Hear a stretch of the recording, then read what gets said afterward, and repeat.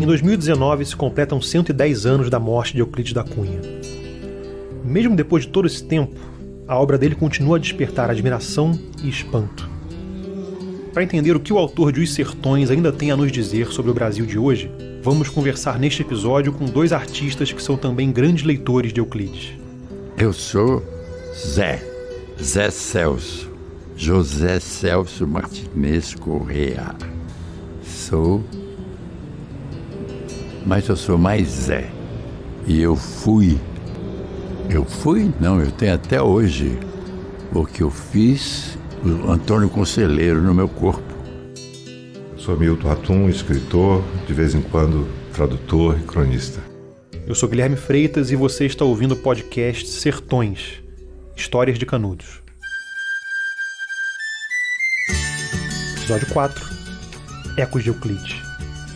Entre 2000 e 2007, Zé Celso e sua lendária companhia, o Teatro Oficina, trabalharam em um projeto ambicioso: encenar Os Sertões. Eles adaptaram o livro em uma série de 5 espetáculos grandiosos, com direito a música e coral, e se apresentaram em várias partes do Brasil e do mundo, inclusive em Canudos. Zé Celso escolheu interpretar Antônio Conselheiro, e saiu desse mergulho com uma visão muito pessoal sobre o universo de Canudos. Para ele, o Conselheiro era um xamã que pregava o amor e estava em contato profundo com a terra. O Arraial era uma comunidade anárquica e pacífica, fundada na solidariedade. E Euclides foi um intelectual racionalista transformado pelo transe do contato com a natureza e com o homem do sertão. Ter o privilégio de fazer o Conselheiro, nossa, é uma sensação, é um aprendizado maravilhoso, porque você desmistifica tudo o que se dizia sobre o Conselheiro, que ele era um messiânico. Jamais. Ele construiu uma cidade de 25 mil pessoas. Ele e todos os sertanejos que tinham até uma organização, assim, como é que se diz, quase anárquica, autogovernada. Quem é o Conselheiro para você? O Conselheiro, para mim, é um pajé. É um sujeito que tem uma força magnética muito grande. O Conselheiro, ele era um homem da cidade de Quixeramobim, era um homem menino que foi educado em uma família normal, assim, uma família patriarcal, né? O pai batia nele porque ele não gostava de contabilidade, que o pai obrigava ele a estudar e tal, porque tinha um bar. E aí ele se apaixonou por uma mulher, e essa mulher era uma mulher livre. E ele, então, e lá no Nordeste, nessa época, era uma maldição, né? Você viver com uma mulher que se entrega aos outros. Aí ele tinha que mudar de cidade. Ele amava tanto ela que ele perdoava, porque ele dizia assim: o amor é puro e grande demais para ser julgado por nós, pobres mortais. Ele é um homem que sabia do amor. E ele amava muito essa mulher. E aí de cidade em cidade ele foi mudando, porque ele era corno, tinha que matar a mulher. Era obrigado a matar. Agora era femicídio já, mas é arcaico, né? Mas enfim, nessa época tinha femicídio. Até que chegou numa determinada cidade, ela se apaixonou por um sargento do exército e foi com ele e deixou ele sozinho. Ele ficou desesperado. Então ele ele não se conformou. Ele compôs até um poema, uma letra, que eu não me lembro agora, mas muito bonita, sobre a solidão dele depois da amada dele ter ido com outro para sempre. E ele está sozinho numa cidade qualquer, porque nem mais com a família está. Ele vai descobrindo uma outra relação com as coisas, com o mundo, com a terra, com a natureza, e nesse sentido ele é um homem então aberto. Ele é uma espécie de Walt Whitman. Ele é aberto para a relva, para tudo, tem um chapéu, tem um tirso, um bastão, e caminha pelo sertão. até chegar em Canudos. A gente está aqui no Teatro Oficina. Como é que era o espetáculo para quem, do ponto de vista de vocês, enfim, para quem estava aqui? O que acontecia aqui?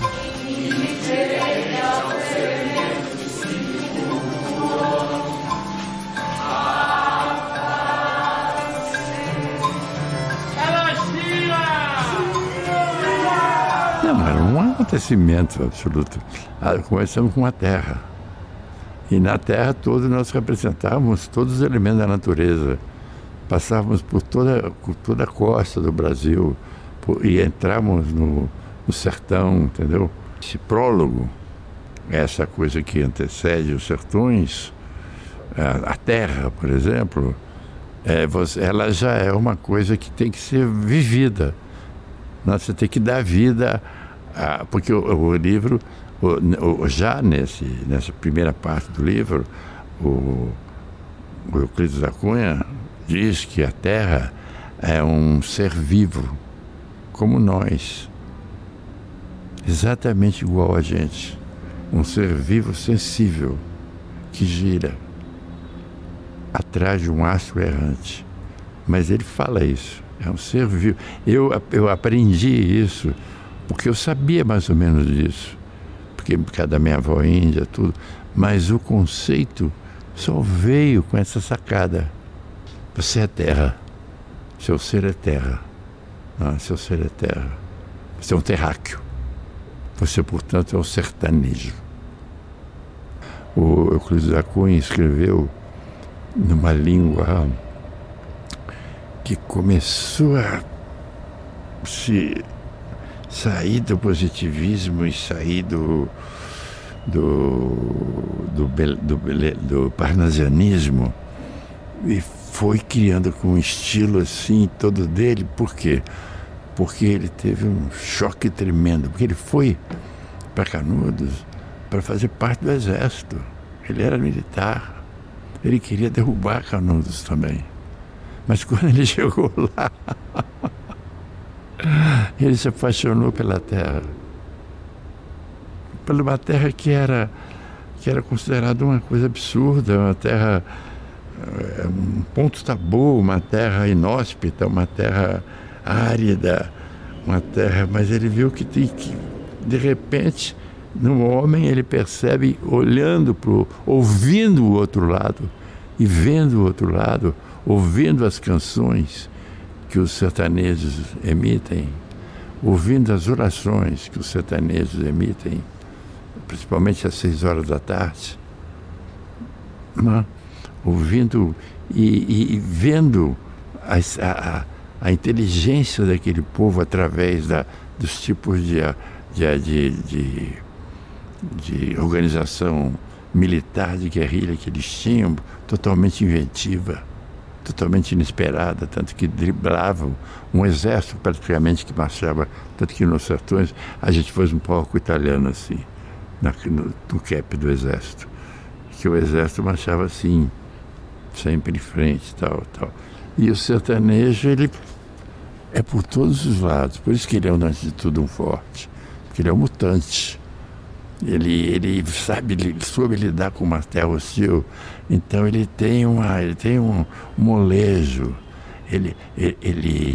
a posição fundamental dele é uma posição filosófica, meu pai, que é filho de Índia, tomava café exatamente de cócoras, é a posição de cócoras, que é a posição do sertanejo, de cócoras. Quase que eles se sentam a si mesmo confortavelmente. Agora, no mínimo sinal de perigo, eles se transmutam completamente. Eles se transmutam. Descreve essa transmutação. Então, são transmutações, são apoteoses como a primavera. O Euclides escreveu um livro absolutamente em muitas línguas. Em muitos... Ele foi para...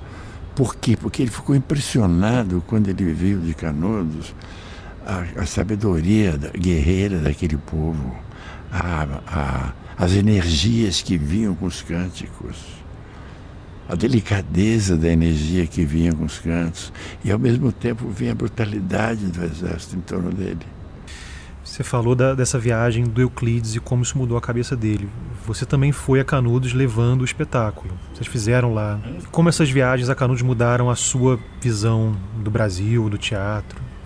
Absolutamente, porque tudo aquilo que eu senti lá, nos anos que eu frequentei Canudos, que eu estudei Canudos, não só pelo Euclides da Cunha, mas por muitos outros livros que eu estudei profundamente Canudos e que estive com o povo de Canudos, concretamente com as pessoas de Canudos, que lá viviam há 10 anos atrás. Mas enfim, com os habitantes serracos que nós encontramos naquele lugar, né? Nós foi maravilhosa a relação, porque nós fizemos uma tenda para 2.000 lugares e os ingressos custavam R$1, uma coisa assim. Era o Ministério da Cultura que estava patrocinando. Era o tempo do Gil e do Juca Ferreira. Você vê a importância disso. Não. Nós fomos em Quixeramobim primeiro, fizemos a peça lá, que a gente fez aqui no teatro, mas depois adaptou para grandes espaços, de estádios, coisas assim, né? E fez exatamente também construiu toda uma estrutura lá em Canudos. Desde as 6 horas da manhã tinha uma fila enorme. E o público foi ver todas, e a cidade praticamente não dormiu. Foram dias assim de um imenso delírio, de imensa ressurreição que o teatro tem esse poder de trazer, né? Nosso humano martírio aqui é reflexo de tortura maior, mais ampla, abrangendo a economia geral da vida. Nasce do martírio secular da terra. Mas eles ficaram extasiados, eles acompanhavam tudo, porque é muito musical, tem muita participação. Olha, foi uma festa. Eu não vou dizer que eles disseram, é muito isso e muito aquilo. Eles viveram conosco aquilo intensamente. Foi uma magia. E a cidade ficou tomada por isso. Tanto que tinha música na praça, os próprios músicos ficaram tão loucos, a banda do teatro, que ia fazer som e ficavam a noite toda, a madrugada toda, nos dias que nós estivemos lá. Foi uma coisa assim realmente mágica. Encerramos a temporada de Sertões lá, né? Foi um fecho assim absolutamente maravilhoso, né? Na apresentação de uma das partes dos Sertões, eu lembro que você descreve o livro como sendo um livro sobre as multidões. O que você acha que esse livro sobre as multidões tem a dizer pra gente hoje ainda? Tem a dizer que as multidões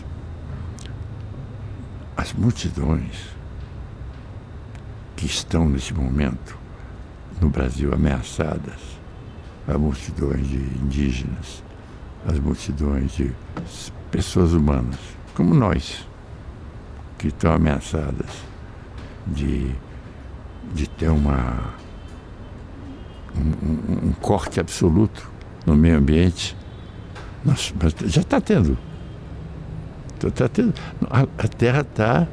A Terra não está feliz, a Terra está em guerra e a Terra está em rebelião, porque a Terra é maltratada, a Terra provoca grumadinho, provoca tudo, porque está tudo descontrolado em Moçambique, entendeu? Porque o próprio o Copenau fala que a mineralização da Terra, no momento que aquilo vai sendo tirado, a Terra vai perdendo o equilíbrio. É como se te tirasse os ossos, fosse raspando os teus ossos, não? Então é uma visão, o Euclides teve uma visão muito mágica e sensorial da Terra. Ele não percebeu simplesmente do ponto de vista histórico, social. Ele percebeu do ponto de vista humano, transhumano, para lá do bem e do mal. Ele ficou em transe em Canudos. Você está falando isso, estou vendo ali a bandeira que está encostada aqui numa das paredes do teatro, que foi a bandeira que a Mangueira apresentou no carnaval desse ano. A bandeira Índios, Negros e Pobres. São os personagens esquecidos da história, segundo esse enredo da Mangueira foi campeão. E esse é o povo de Canudos. E agora um povo que ele fez, que ele educou, que ele organizou, porque era um bando de pessoas desesperadas como ele.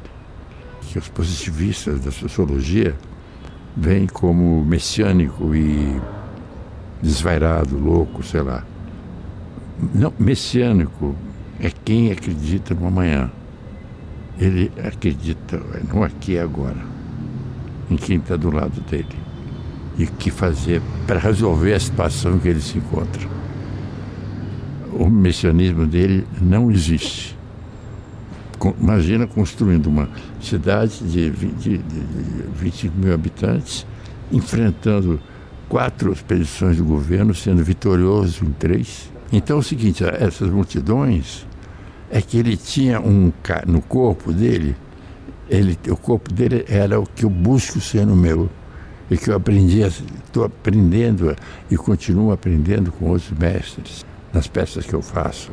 Como chegou agora aqui um retrato do René Guimel, sempre teve um velho na minha frente. Teve a René Guimel, teve o Eugênio Kuznet, teve Madame Morino, agora eu sou o velho, né? E eu sou o Antônio Conselheiro que sobreviveu até agora. E ficar velho é foda, mas é muito bom para a cabeça.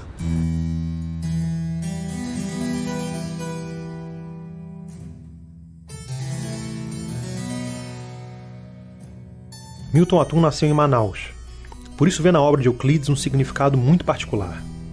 Depois de publicar Os Sertões, o escritor embarcou em uma expedição do governo para demarcar a fronteira entre Brasil e Peru, na região do Acre.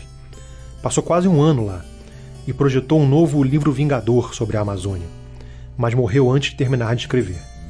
Um dos nossos principais romancistas, autor de livros já clássicos como Dois Irmãos e Relatos de um Certo Oriente, Milton colaborou com a edição dos Cadernos de Literatura Brasileira do IMS dedicada a Euclides, lançada em 2002, no centenário de Os Sertões. Ele acredita que, mesmo com suas contradições, Euclides deixou lições essenciais para enfrentar a barbárie do Brasil do nosso tempo. A primeira vez que eu li Os Sertões foi em Manaus, em 1967, no último ano do ginásio, no Colégio Pedro II.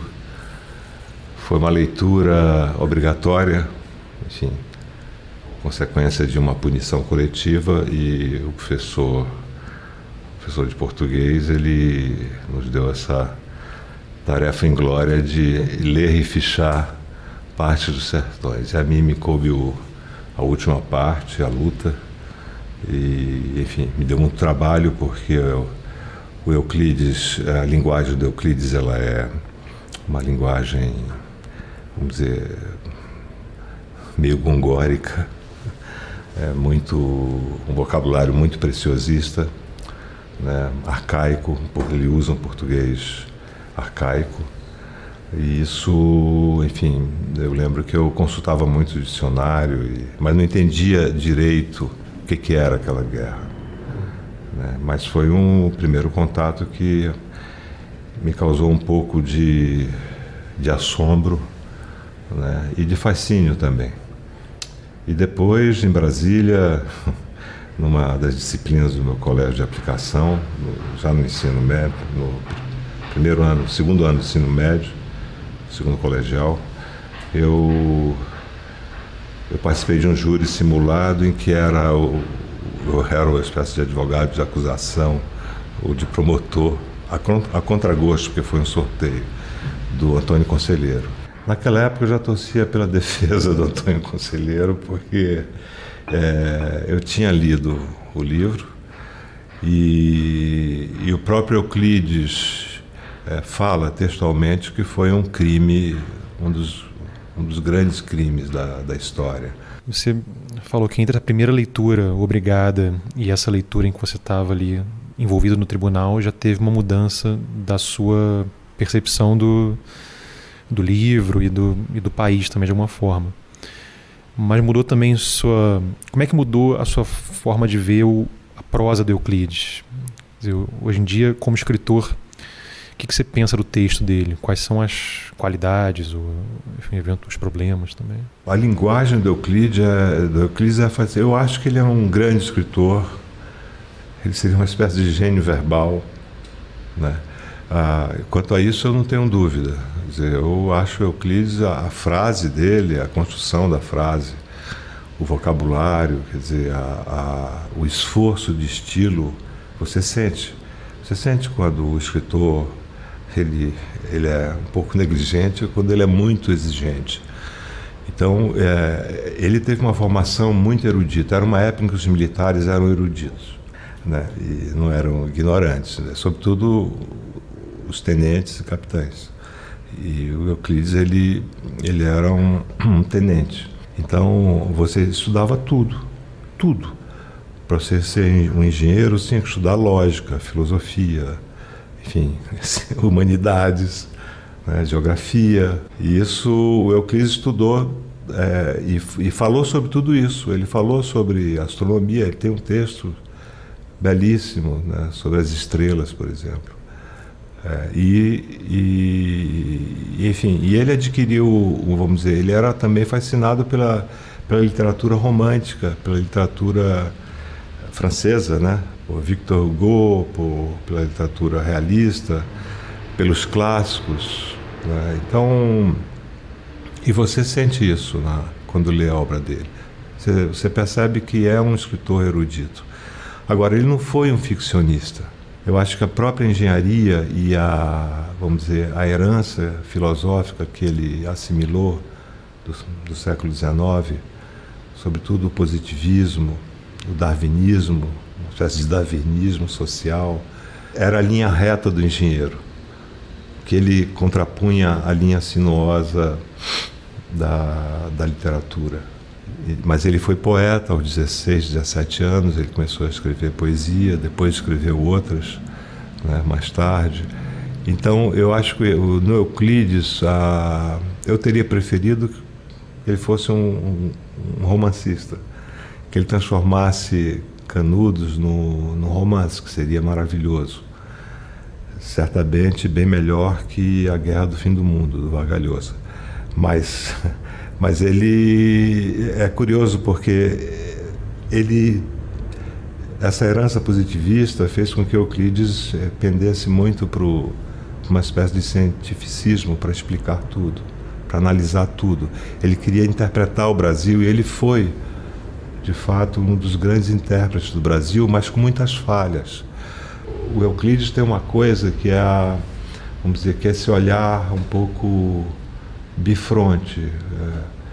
De um lado ele exalta o sertanejo, mas por outro lado esse sertanejo precisa ser civilizado, entre aspas. Esse é um impasse do Euclides que enfim, do pensamento dele. Você escreveu muito sobre a relação do Euclides com a Amazônia, né? Você nota num dos seus textos que ele retrata o seringueiro como sertanejo que foi para a Amazônia para trabalhar. Exatamente, mas é o sertanejo da Amazônia, o imigrante, que interessa ao Euclides, não é o índio, não é o indígena, não são os nativos.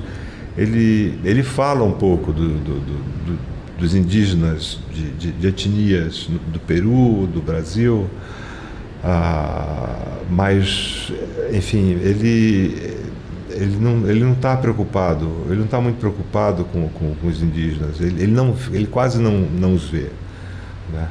Para ele, esse brasileiro da Amazônia é o sertanejo que migrou para lá a partir das grandes secas da década de 1870 do século XIX. E ele também, como a perspectiva dele é de analista, ele quer analisar tudo cientificamente, a Amazônia, para Euclides, foi um choque. Foi um choque, porque diante de uma região, de uma natureza ciclópica, né, imensa, descomunal, ele praticamente jogou a toalha, né? Há um textinho dele, não sei se eu posso ler, que ele diz... bom, primeiro que ele fala da Amazônia como uma página inédita e contemporânea do Gênesis.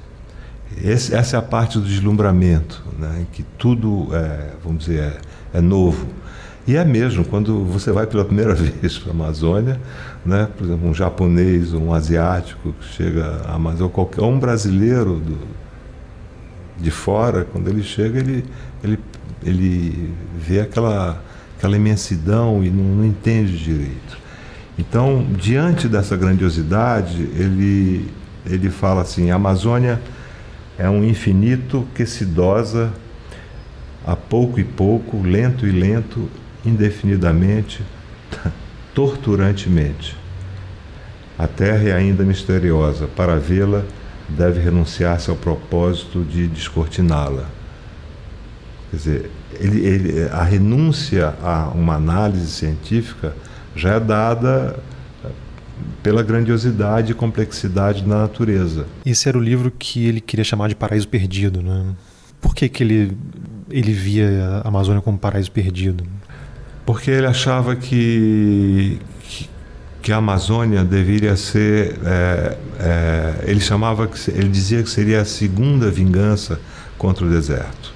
A primeira foi os sertões, a primeira vingança. A segunda seria esse paraíso perdido. Porque ele queria exatamente propor, ou pensar, refletir sobre uma região ainda praticamente deserta, né? Qual seria, vamos dizer, as possibilidades civilizacionais para o Brasil ocupar a Amazônia. Por isso que ele pensou a região não apenas do ponto de vista social ou antropológico, mas também, eu acho que até sobretudo do ponto de vista geopolítico e das comunicações. Por exemplo, ele já pensava numa estrada de ferro até o Pacífico, da Amazônia até o Pacífico. Ele pensava, vamos dizer, em ocupar essa região bárbara, virgem. Quer dizer, eu entendo isso, porque naquela época era difícil você ter uma visão antropológica, né? E era difícil também você não usar essas teorias raciais. No entanto, o Machado não caiu nessa, vamos dizer, não foi assim ingênuo. O Machado de Assis, estou falando. E o próprio Conrad, que é da mesma que publicou, na mesma época, O Coração das Trevas, ele já não acreditava nessa, vamos dizer, nas teorias raciais, embora no Coração das Trevas haja expressões muito depreciativas em relação aos africanos. Filtrando talvez esses anacronismos, o que fica do olhar do Euclides sobre o sertão, sobre a Amazônia, que ainda pode ser potente hoje para a gente? Há muita coisa. Eu acho que dos sertões, a luta pela terra, a luta dos trabalhadores sem terra, por exemplo, eu acho que tem tudo a ver com o que foi, ou tem alguma coisa a ver com o que foi Canudos, né? O Euclides ele escreveu sobre essa desigualdade monstruosa também, né? Sobre essas, se você, vamos dizer assim, colocar de lado, não levar muito a sério, e a gente também não pode levar a sério essas teorias, porque hoje, embora essas teorias, mesmo na obra de Euclides, ainda sirva para muitos conservadores brasileiros. Esse é o perigo, porque muitas pessoas conservadoras ou ultraconservadoras, elas leem os sertões e acreditam nessas teorias e querem acreditar nessas teorias. Isso é a desculpa de estar em 1902. Né? A desculpa de estar em 1902. Mas eles poderiam estar também no século XVIII francês, só que nós não tivemos uma revolução burguesa de verdade, né? Então as desigualdades são brutais. Então o Euclides ele pensou tudo isso, ele pensou nessa, vamos dizer, Enfim, o que ele disse foi o seguinte: a República já nasceu fadada ao fracasso. Então, acho que essa leitura de uma república, porque o Euclides era um republicano fervoroso e depois ele se desiludiu, né? De que a república não entendeu o seu povo, as desigualdades, o sofrimento, todas as carências, né? A relação entre o litoral e o interior do Brasil. Quer dizer, isso eu acho que foi foi um ensinamento do livro. Você tem uma expressão muito boa no seu ensaio nos cadernos de literatura do IMS sobre Euclides. Você diz que Euclides fala de que assim como o sertanejo na Amazônia é um expatriado na própria pátria, parece que para Euclides o Brasil é uma pátria expatriada. É um país que não olha para si mesmo, que não se entende, que não consegue se pensar como país, né? Está sempre rachado entre essas contradições que você falou. Talvez isso também seja atual nele, né? É bastante atual porque ele percebeu que a elite, ele dizia que aliás, ele fez uma comparação que cai muito, quer dizer, que se reflete nos dias de hoje, né? Porque ele falava da elite que ia protestar na Rua do Ouvidor, a elite granfina que ia protestar na Rua do Ouvidor contra os revoltosos de Canudos, quer dizer, contra os miseráveis, né? E ele chamava essas pessoas de altamente ignorantes. Quer dizer, é uma elite ignorante, são pessoas absurdamente ignorantes. Porque você não pode conhecer o Brasil da Rua do Ouvidor. Assim como você não pode conhecer o Brasil na Fiesp ou na Avenida Paulista.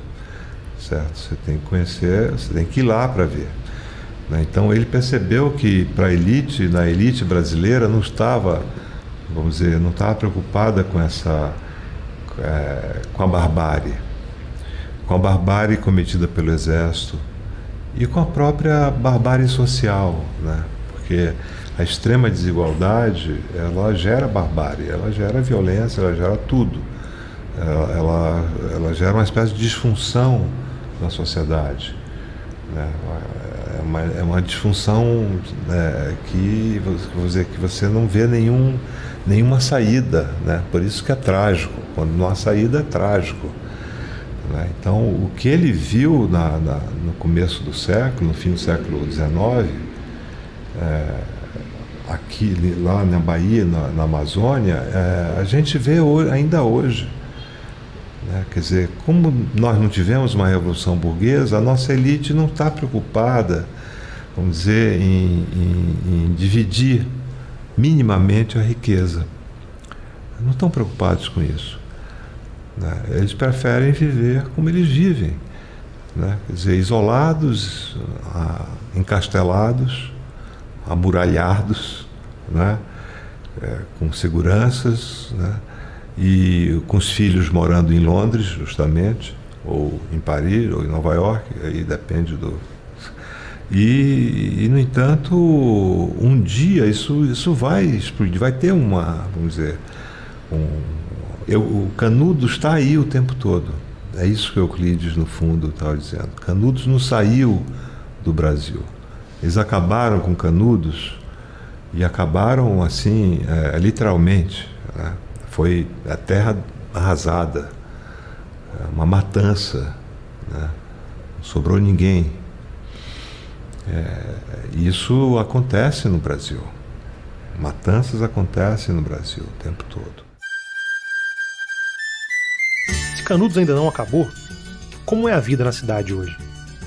O que aconteceu com a terceira Canudos depois que as ruínas do arraial foram alagadas durante a ditadura? E o que os moradores pensam da obra de Euclides e da imagem que o resto do Brasil tem deles? Isso é o que vamos ver no 5º e último episódio do podcast Sertões, Histórias de Canudos. Você pode saber mais sobre o podcast na nossa página na Rádio Batuta. O endereço é radiobatuta.com.br. E para conhecer melhor os acervos do Instituto Moreira Salles, acesse o site ims.com.br.